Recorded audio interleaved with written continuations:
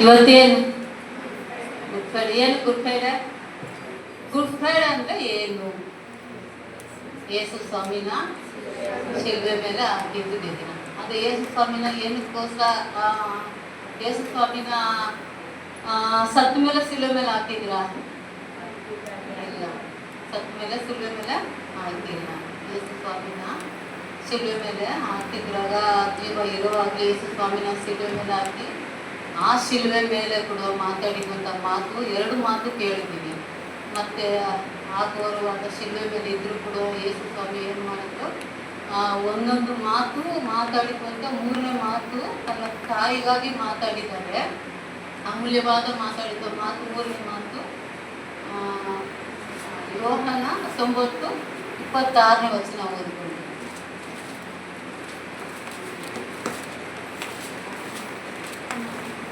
ಯೇಸು ತನ್ನ ತಾಯಿಯನ್ನು ಹತ್ತಿರದಲ್ಲಿ ನಿಂತಿದ್ದ ತನ್ನ ಪ್ರೀತಿಯ ಶಿಷ್ಯರನ್ನು ನೋಡಿ, ತಾಯಿಗೆ, ಅಮ್ಮ, ಇಗೋ ನಿನ್ನ ಮಗಳು ಎಂದು ಹೇಳಿದರು. ತರುವಾಯ ಆ ಶಿಷ್ಯರಿಗೆ, ಇಗೋ ನಿನ್ನ ತಾಯಿ ಎಂದು ಹೇಳಿದರು. ನೋಡಿ, ಯೇಸು ಸ್ವಾಮಿನ ಆ ಶಿಲ್ವೆ ಮೇಲೆ ಆ ಘೋರವಾದ ಕಷ್ಟದಲ್ಲಿದ್ದಾಗಲೂ ಆ ರಕ್ತವನ್ನು ಸುರಿಸ್ಕೊಂಡು ಮತ್ತೆ ಮುಲ್ಕಿರನ್ನು ಧರಿಸ್ಕೊಂಡು ತನ್ನ ತಾಯಿ ಬಗ್ಗೆ ಏನು ಮಾಡ್ತಾ ಇದ್ದಾರೆ, ತನ್ನ ಶಿಷ್ಯನ ಕೈಲಿ ತಾಯಿನ ಒಪ್ಪಿಸಿ ಕೊಡ್ತಾರೆ. ಈ ವಾಕ್ಯ ಕೊಟ್ಟಿದ್ದಕ್ಕಾಗಿ ಒಂದು ಸ್ವಲ್ಪ ಚಿಕ್ಕದಾಗ ಒಂದು ಮಾಡೋಣ. ಸ್ತೋತ್ರಪ್ಪ ಕರ್ತನೆ, ಪರಿಷ್ಕಾರದಲ್ಲಿ ಸ್ತೋತ್ರ ರಾಜ್ಯ. ಹೌದು ಸ್ವಾಮಿ ಕರ್ತನಪ್ಪ, ಇದು ನಾವು ಮಾತಾಡಿದಂಥ ಮಾತೆಲ್ಲ ಸ್ವಾಮಿ ಕರ್ತನಪ್ಪ, ನೀವು ನಮ್ಮ ಸಂಗಡ ಇದ್ದೆ ಸ್ವಾಮಿ ಕರ್ತನೆ ಅಪ್ಪ. ಮಾತಾಡಿ ನಮ್ಮ ಜೊತೆಗಾರನಾಗಿದ್ದು ಮಾತಾಡಿದ್ದು ಸ್ವಾಮಿ. ಮತ್ತೊಂದು ಸರಿ ಓದ್ಕೊಡಿ ಅದನ್ನ. ಯೇಸು ತನ್ನ ತಾಯಿಯನ್ನು ಹತ್ತಿರದಲ್ಲಿ ನಿಂತಿದ್ದ ತನ್ನ ಪ್ರೀತಿಯ ಶಿಷ್ಯರನ್ನು ನೋಡಿ, ತಾಯಿಗೆ, ಅಮ್ಮ, ಇಗೋ ನಿನ್ನ ಮಗಳು ಎಂದು ಹೇಳಿದರು. ತರುವಾಯ ಆ ಶಿಷ್ಯನಿಗೆ, ಇಗೋ ನಿನ್ನ ತಾಯಿ ಎಂದು ಹೇಳಿದರು. ನೋಡಿ, ತನ್ನ ತಾಯಿ ಶಿಲ್ವೆ ಮೇಲೆ ಇದ್ದಾಗಲೂ ಯೇಸು ಸ್ವಾಮಿ ಏನು ಮಾಡಿದ್ದಾರೆ, ತನ್ನ ಶಿಷ್ಯನ ಕೈಯಲ್ಲಿ ತಾಯಿನ ಏನು ಮಾಡಿದ್ದಾರೆ, ಶಿಷ್ಯನಿಗೆ ಹೇಳಿದ್ದಾರೆ, ಅಮ್ಮ ನೀವು ನಿನ್ನ ಮಗನು ಅಂತ ಹೇಳಿದ್ದಾರೆ. ಯಾಕೆ ಹೇಳು, ತನ್ನ ತಾಯಿನ ಜವಾಬ್ದಾರಿ ಆ ಶಿಲ್ವೆ ಮೇಲೆ ಇದ್ದಾಗಲೂ ಕೂಡ ತನ್ನ ತಾಯಿ ಜವಾಬ್ದಾರಿ. ಯಾಕೆ ಯೇಸು ಸ್ವಾಮಿಗೆ ತಮ್ಮ ಇಲ್ವಾ, ತಂಗಿ ಇಲ್ವಾ, ಮತ್ತು ಇನ್ನೂ ಎಷ್ಟೋ ಜನಗಳಿದ್ದಾರೆ. ಅಲ್ಲಿ ಕೆಳಗಡೆ ನಿಂತಿದ್ದಾರೆ ಶಿಲ್ವೆ ಮೇಲೆ ಯೇಸು ಸ್ವಾಮಿ ಇದ್ದಾಗ ಏನ್ ಮಾಡ್ತಾರೆ, ಕೆಳಗಡೆ ಎಲ್ಲ ಜನ ಇದ್ದಾರೆ. ಯಾಕೆ ಅವ್ರ ಕೈಲಿ ಒಪ್ಪಿಸಿ ಕೊಟ್ಟಿಲ್ಲ ಯೇಸು ಸ್ವಾಮಿ ತನ್ನ ತಾಯಿನ? ಯಾಕಂದ್ರೆ ತಾಯಿನ ಬೇರೆ ಜನಗಳ ಮೇಲೆ ನಂಬಿಕೆ ಇಲ್ಲ. ಯೇಸು ಸ್ವಾಮಿಗೆ ಬೇರೆ ಜನಗಳ ಮೇಲೆ ನಂಬಿಕೆ ಇಲ್ಲ. ಅದಕ್ಕಾಗಿ ಏನ್ ಮಾಡ್ತಾರೆ, ತನ್ನ ಶಿಷ್ಯನ ಕೈಲಿ ಒಪ್ಪಿಸಿಕೊಡ್ತಾರೆ. ಯಾಕೆ ತಾಯಿ ಅಂದ್ರೆ ಏನು, ತಾಯಿಗೆ ಎಷ್ಟು ಬೆಲೆ ಇದೆ ಅಂತ ಈ ಒಂದು ಮಾತು ಒಂದು ವಾಕ್ಯದಲ್ಲಿ ನಮಗೂ ಗೊತ್ತಾಗುತ್ತೆ. ತಾಯಿಗೆ ಎಷ್ಟು ಬೆಲೆ ಕೊಡಬೇಕು. ಯವನಸಿ ಮಕ್ಕಳೇ ಆಗಲಿ ದೊಡ್ಡವರೇ ಆಗಲಿ, ತಾಯಿ ಅಂದ್ರೆ ಏನು. ಮತ್ತೆ ರಾಜನ್ ಫಾಸ್ಟ್ ಒಂದು ಮಾತು ಹೇಳಿದ್ರು ನಮ್ಮ ಸಭೆಯಲ್ಲಿ ಅವತ್ತು ಬಂದಿರುವಾಗ. ಏನಂತ ಹೇಳಿದ್ರು ಅಂದ್ರೆ, ದೇವರು ಕೊಟ್ಟಿದ್ದು ಮೊದಲನೇ ಗಿಫ್ಟ್ ಏನು ಅಂದಾಗ ಒಬ್ಬೊಬ್ರು ಏನಂದ್ರಿ, ಸಭೆ ಮತ್ತೆ ರಕ್ಷಣೆ ಮತ್ತೆ ಸೇವಕರು ಅಂತ ಹೇಳಿದ್ವಿ. ಅದು ನಿಜವಾಗ್ಲೂ ಯಾಕೆ ತಂದೆ ತಾಯಿ ಇರಬಾರ್ದು ಅಂತ ಕೇಳಿದ್ರು. ನಮಗೆ ಕೊಟ್ಟಿರೋದು ಫಸ್ಟು, ನಮಗೆ ದೇವ್ರು ಕೊಟ್ಟಿರೋದು ಬಹುಮಾನ ತಾಯಿ. ತಾಯಿ ಯಾಕೆ ಮೊದಲನೇ ಬಹುಮಾನ ಅಂತ ನಮಗೆ ಹೇಳಿದ್ರೆ, ತಾಯಿ ಗರ್ಭದಲ್ಲಿದ್ದಾಗಲೇ ತನ್ನ ತಾಯಿ, ಒಂದು ಮಗು ಗರ್ಭದಲ್ಲಿ ನಿಲ್ಲಾಗಲೇ ಎಷ್ಟು ಕಷ್ಟ ಪಡ್ತಾಳೆ ಅಂತ ತನ್ನ ತಾಯಿಗೇ ಗೊತ್ತು. ಯವನ ಮಕ್ಕಳೇ ಆಗಲಿ ಮತ್ತೆ ಗಂಡು ಮಕ್ಕಳಾಗಲಿ ಅಷ್ಟು ಏನು ಗೊತ್ತಾಗಲ್ಲ. ತನ್ನ ತಾಯಿಗೆ, ಹೆಣ್ಮಕ್ಳಿಗೆ ಎಲ್ಲರಿಗೂ ಗೊತ್ತಾಗುತ್ತೆ ಏನಂತ. ತನ್ನ ಗರ್ಭದಲ್ಲಿ ನಿಂತಾಗ ತಾಯಿ ಎಷ್ಟು ಕಷ್ಟಪಡ್ತಾಳೆ. ಊಟದ ವಿಷಯದಲ್ಲಿ ಆಗಲಿ ಮತ್ತೆ ಊಟದ ವಿಷಯದಲ್ಲಿ ಆಗಲಿ, ಆ ಮಗುನ ಗರ್ಭದಲ್ಲಿದ್ದಾಗ ಯಾವ ರೀತಿ ಕಾಪಾಡ್ಕೊ ಬರಬೇಕು ಅಂತ ಆ ಮಗುನ ಎಷ್ಟು ಕಣ್ಣು ಗುಡ್ದಂತ ಮಗುನ ಕಾಪಾಡ್ಕೊಂಡು ಬರ್ತಾಳೆ. ಮತ್ತೆ ಹೆರಿಗೆ ಆದ್ರೂ ಆ ಮಗುನ ಏನು ಮಾಡ್ತಾರೆ ತಾಯಿ, ಆ ಮಗುಗೆ ಏನು ತಿನ್ನಿಸ್ಬೇಕು, ಏನು ಕುಡಿಸ್ಬೇಕು, ಯಾವ ರೀತಿ ಇರಬೇಕು, ನೀರಲ್ಲಿ ಬಿಡಬೇಕಾ ಬಿಡಬೇಡ, ಯಾವ ಥರ ಇದ್ರೆ ವೆದರಲ್ಲಿ ಕರ್ಕೊಂಡು ಹೋಗ್ಬೇಕು, ಕರ್ಕೊಬರ್ಬೇಡಿ, ಯಾರು ನೋಡ್ತಾರೆ ಅದನ್ನ, ತನ್ನ ತಾಯಿ ನೋಡ್ತಾರೆ. ಅದನ್ನ ತಾಯಿ ನೋಡಿ ಬೆಳೆಸಿ ಒಂದೊಂದು ಏಜಿಗೆ, ಒಂದೊಂದು ವರ್ಷಕ್ಕೆ, ಒಂದೊಂದು ಏಜಿಗೆ ಬಂದಾಗ ಮಕ್ಕಳನ್ನ ಸಾಕಿ ತನ್ನ ತಾಯಿ ಏನು ಮಾಡ್ತಾರೆ, ಒಂದು ಆಸೆ ತಾಯಿಗೆ ಏನಂತ, ಮಗು 1 ವರ್ಷ ಆದ್ರೆ 1 ವರ್ಷ ಆಯಿತು, 2 ವರ್ಷ ಆಯ್ತು, 2 ವರ್ಷ ಆಗ 10 ವರ್ಷ ಆಯಿತು, ಮಗುಗೆ 5 ವರ್ಷ ಆಯಿತು, ಹಿಂಗೆ ಹೇಳ್ತಾಗ 10 ವರ್ಷ ಆದ, 12 ವರ್ಷ 15 ವರ್ಷ ಆದಾಗ ತನ್ನ ಮಕ್ಕಳು ಏನು ಮಾಡ್ತಾರೆ, ತಾಯಿಗೆ ತುಂಬ ಒಂಥರ, ತಾಯಿ ಅಂದರೆ ಸ್ವಲ್ಪ ಕಡಿಮೆ ಪ್ರೀತಿ ಅನ್ನೋದು ಬರುತ್ತೆ. ಯಾಕೆ ಪ್ರೀತಿ ಅನ್ನೋದು ಬರುತ್ತೆ ಅಂದ್ರೆ ಮಕ್ಕಳಿಗೆ ಏನಾದ್ರು ಕೇಳಿದ ಏನು ನೀವು ಮಾತಾಡಿ ಕೇಳ್ಬೇಕಾ ನಾವು? ಮಕ್ಕಳು ತಂದೆ ತಾಯಿ ಮಾತು ಕೇಳಲ್ಲ. ಯಾಕಂದ್ರೆ ಆ ತಾಯಿ ಆಸೆ ಏನಿರ್ತಂದ್ರೆ ಒಂದು ಯೌವನ ವಯಸ್ಸು ಬಂದ ಮೇಲೆ ಹೆಣ್ಮಕ್ಳನ್ನ ಅವ್ರನ್ನ ಏನ್ ಮಾಡ್ಬೇಕಂದ್ರೆ ನನ್ನ ಮಕ್ಳು ಇಷ್ಟು 15 ವರ್ಷ 16 ವರ್ಷ 18 ವರ್ಷ ಒಂದು ಯೌವನ ಕಾಲಕ್ಕೆ ಬಂದ್ರು ನನ್ನ ಮಕ್ಕಳು. ಇವಾಗ ಏನ್ ಮಾಡ್ಬೇಕು? ಓದಿಸ್ತೀವಿ ಚೆನ್ನಾಗಿ, ಆ ಮಕ್ಕಳನ್ನ ಚೆನ್ನಾಗಿ ಬೆಳೆಸಿದೀವಿ. ಮತ್ತೆ ಇನ್ನು ಅವ್ರಿಗೆ ಏನ್ ಮಾಡ್ಬೇಕು? ಒಂದು ಒಳ್ಳೆ ಕಡೆ ಮದುವೆ ಮಾಡಿ ಮಕ್ಕಳನ್ನ ಕೊಡ್ಬೇಕು ಅಂತ ಒಂದು ತಾಯಿಯ ಆಸೆ ಇರುತ್ತೆ. ಯಾಕಂದ್ರೆ ಒಂದು ಕಡೆ ಹೋದ್ರೆ ಅದೇ ಮಕ್ಕಳು ಒಂದು ಕೆಟ್ಟದಾಗಿ ಒಂದು ಅಲ್ಲೇ ತಳ್ಳಿದ್ರೆ ತಾಯಿ ಮನಸ್ಸು ಚೆನ್ನಾಗಿರಲ್ಲ. ತಾಯಿ ಮನಸ್ಸು ಯಾವಾಗ್ಲೂ ಏನಾಗುತ್ತೆ? ಕೊರತಾ ಇರ್ತಾರೆ, ನಿಂದನೆ ವೇದನೆ ದುಃಖದಲ್ಲಿ ಇರ್ತಾರೆ. ಅದೇ ಒಂದು ಕಡೆ ಒಳ್ಳೆ ರೀತಿಯಲ್ಲಿ ಮದುವೆ ಮಾಡಿಕೊಟ್ಟು ಆ ಮಕ್ಕಳು ಒಂದು ಕಡೆ ಚೆನ್ನಾಗಿತ್ತು ಅಂತ ಇದ್ರೆ ಅವ್ರು ಏನು ಕಷ್ಟಪಟ್ಟು ಕಷ್ಟ ಅಂತ ಒಂದು ಗಂಡನ ಮನೆಗೆ ಹೋಗಿ ಇದ್ದೇ ಇತ್ತು, ಇಲ್ಲ ಅಂತ ಇಲ್ಲ. ಆದ್ರೆ ಒಂದು ಕಡೆ ಇದ್ದಾಗ ನಮ್ಮ ಅಮ್ಮ ನಾನು ಚೆನ್ನಾಗಿದ್ದೀನಿ ಅಂದ್ರೆ ಆ ತಾಯಿ ಮನಸ್ಸು ಹೆಂಗಿರುತ್ತಂದ್ರೆ ಒಳ್ಳೆ ದೇವರು ಅಪ್ಪ ದೇವರೇ ದೇವ್ರ ಸ್ತೋತ್ರ ಹೇಳ್ತಾರೆ, ದೇವರೇ ನನ್ನ ಮಗಳು ಚೆನ್ನಾಗಿದ್ದಾಳೆ, ಅಲ್ಲಿ ಏನು ಕೊರತೆ ಇಲ್ಲ ಅಂತ ತಾಯಿ ಏನ್ ಮಾಡ್ತಾರೆ? ಸಂತೋಷ ಪಡ್ತಾರೆ. ತಂದೆ ತಾಯಿ ಸಂತೋಷ ಪಡ್ತಾರೆ. ನಾವು ಯೌವನಸ್ಸು ಮಕ್ಕಳುಗಳು ಏನ್ ಮಾಡ್ಬೇಕಂದ್ರೆ ತನ್ನ ತಂದೆ ತಾಯಿಗಳು ಏನ್ ಮಾಡ್ಬೇಕು?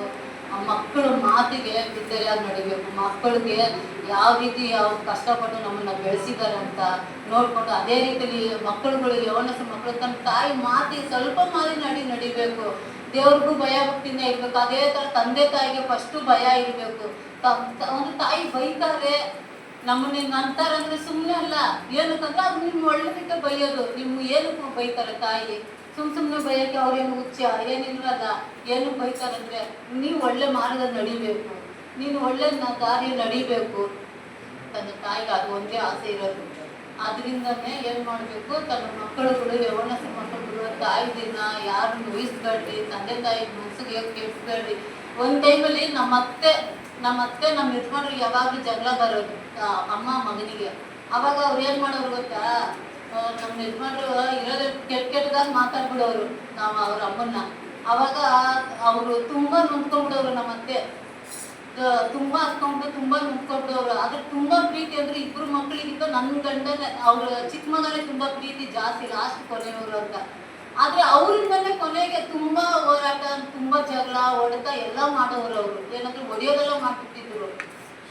ಕೊನೆಗೆ ಅವ್ರು ಪ್ರಾಣ ಬಿಟ್ಟವಾಗ್ಲೂ ಅವ್ರು ನಮ್ಮ ಯಜಮಾನಿಂದ ನಮ್ಮ ಅತ್ತೆ ತೀರ್ಕೊಂಡಿದ್ರು. ಆದಾಗ ಏನ್ ಮಾಡೋರು ಗೊತ್ತಾ? ಆ ಹೊಟ್ಟೆ ಕಿಚ್ಚಿಗೆ ತಾಯಿ ಹೊಟ್ಟೆ ಕಿಚ್ಚು ಕಷ್ಟ ನೋವು ಆ ನೋವು ತೊಡಿರೋದೆ ಒಂದೇ ಮಾತು ತಮಿಳು ಕಾದಲು, ನೀನು ಎಲ್ಲೇ ತಾಯ ಮನೆ ನೋವು ವಾಳ ಒಂದು ಕಾಲಂ, ಅದು ಕನ್ನಡದಲ್ಲಿ ನನಗೆ ಹೇಳಕ್ ಬರಲ್ಲ. ತಾಯ ಮನೆ ನೋವು ವಾಳ ಒಂದು ಕಾಲಂ 7 ಪನಾಲು ಪಾಸ್ ಆಗ. ನೀನು ತಾಯಿ ಮನಸ್ಸನ್ನು ನೋಯಿಸೋರು ಯಾವ ಊರಿಗೆ ಹೋದ್ರು ನೀನು ಉದ್ಧಾರ ಆಗಲ್ಲ. 7 ಊರು ಹೋದ್ರು ನೀನು ಹಾಲೆ ಅಂತ ಒಂದು ಮಾತು ಬೈಯೋರು ನಮ್ಮನ್ನ. ಅದೇ ರೀತಿಯಲ್ಲಿ ನನ್ನ ಗಂಡ ನಮ್ಮ ಹತ್ರ ಇದ್ದಿದ್ದು ಬರೀ 10 ವರ್ಷ ಮಾತ್ರ ಅಷ್ಟೇ. ತಾಯಿ ಸಾಪ ಒಳ್ಳೇದಲ್ಲ. ತಾಯಿ ಕಷ್ಟ, ತಾಯಿ ನೋಯಿಸ್ಬಾರ್ದು, ತಾಯಿನ ಕಣ್ಣೀರಿಡಿಸ್ಬಾರ್ದು. ತಾಯಿ ಮನಸ್ಸು ಎಷ್ಟು ನೋವಾಗುತ್ತೋ ಅಷ್ಟು ಮಕ್ಕಳಿಗೆ ಏನಾಗುತ್ತೆ ಅಂದರೆ ಸ್ವಲ್ಪ ಭೂಮಿ ಮೇಲೆ ಬದುಕೋದೇ ಕಷ್ಟ. ನಾವು ಚೆನ್ನಾಗಿ ಭೂಮಿ ಮೇಲೆ ಬದುಕಬೇಕು, ನಾವು ಚೆನ್ನಾಗಿ ಇರಬೇಕು ಅಂದರೆ ನಾವೇನು ಮಾಡಬೇಕಂದ್ರೆ ತಂದೆ ತಾಯಿ ಮಾತಿಗೆ ಇದ್ದಾರೆ ಮಾಡಬೇಕು. ಅವ್ರ ಮಾತಲ್ಲಿ 10 ಮಾತು ಮಾತಾಡಿದ್ರು ಅದರಲ್ಲಿ ಅಟ್ಲೀಸ್ಟ್ ಒಂದು 2 ಮಾತಾದ್ರೂ ತಂದೆ ತಾಯಿ ಮಾತು ನಾವು ಕೇಳಬೇಕು. ತಂದೆ ತಾಯಿನ ಮಾತಾಡೋದು ಬಿಡೋದು, ನೀನೇನು ಕೇಳೋದು ನೀನೇನು ಮಾತಾಡೋದು ನನ್ನಿಷ್ಟ, ನಾನು ಯಾವಾಗ ಕಾಲದಲ್ಲಿ ಬಂದೆ ನನ್ನಿಷ್ಟಗೆ ನಡೆಯೋದು, ಅದೆಲ್ಲ ಬಿಟ್ಬಿಟ್ಟು ಒಳ್ಳೆ ರೀತಿಯಲ್ಲಿ ತಂದೆ ತಾಯಿ ಮಾತುಗಳು ಕೇಳಬೇಕು. ಹಾಗೆ ಇನ್ನೊಂದು ಓದ್ಕೊಳ್ಳೋಣ. ಜ್ಞಾನಮೂರ್ತಿ 23-22 ವಚನ.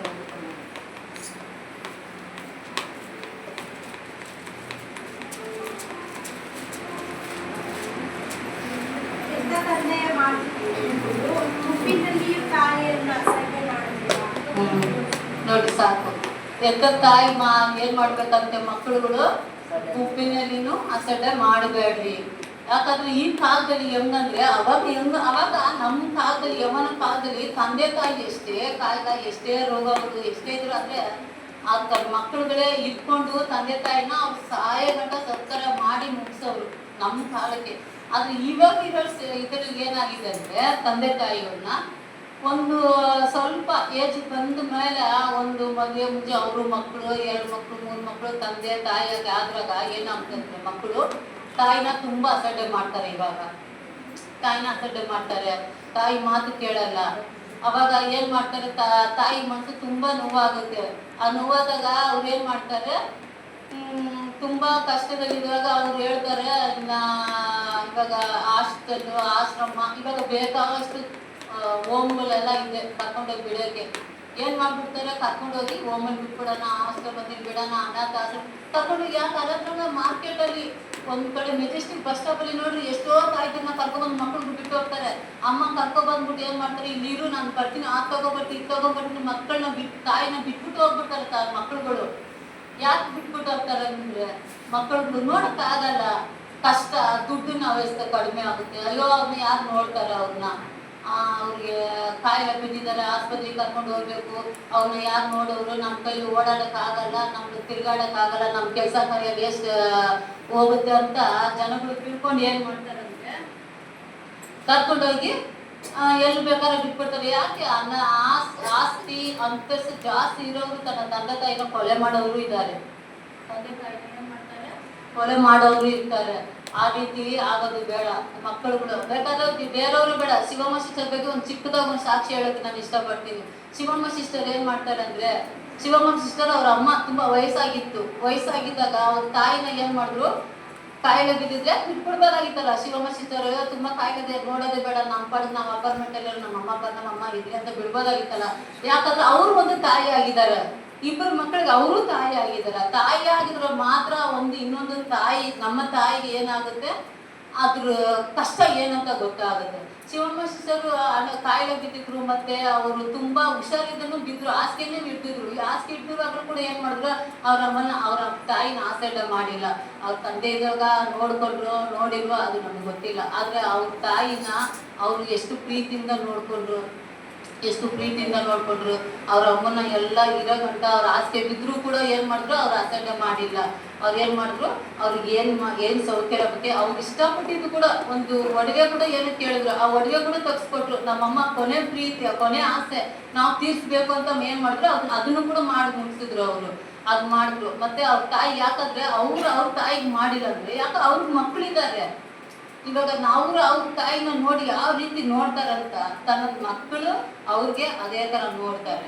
ಅದಕ್ಕೋಸ್ಕರ ಮಕ್ಕಳುಗಳಿಗೆ ಹೇಳ್ತೀವಿ, ಅವನಸ ಮಕ್ಕಳೇ ಆಗ್ಲಿ, ದೊಡ್ಡವರಾಗ್ಲಿ, ಚಿಕ್ಕವರೇ ಆಗ್ಲಿ, ಏನ್ ಮಾಡ್ಬೇಕಂದ್ರೆ ತಂದೆ ತಾಯಿನ ಅಸಡ್ಡೆ ಮಾಡಬೇಡ್ರಿ, ತಂದೆ ತಾಯಿನ ಕಣ್ಣೀರಿಸ್ಬೇಡ್ರಿ, ತಂದೆ ತಾಯಿ ಮಾತುಗಳಿಗೆ ವಿಧೇಯರಾಗಿ ನಡಿಬೇಕು.